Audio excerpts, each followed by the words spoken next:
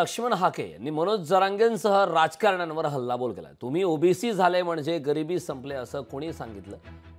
संविधानाला आव्हान देण्याची भाषा करणे चुकीचे असं हाकेंनी म्हटलंय। ओबीसी आंदोलक लक्ष्मण हाके यांनी मनोज जरांगे पाटील यांच्यावर सवाल केलेत। राज्यकर्ते 5 वर्ष निवडणुकीत व्यस्त असल्याने प्रश्न सुटत नाहीत असं म्हणत लक्ष्मण हाकेंनी राजकीय नेत्यांना टोला लगावला। आता रिझर्वेशनकडे बघण्याचा दृष्टिकोन आम्हाला मिळत नाही तर मग कसं मिळत नाही बघू।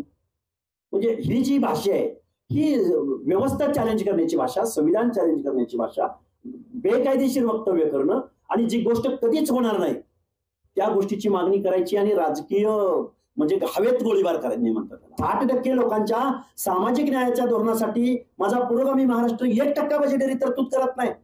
त्यांचं सामाजिक परिवर्तन कसं झालं असेल? आमचे जरांगे पाटील म्हणतात की भुजबळांनी खूप खाल्लं किंवा काही जातींनी खूप खाल्लंय।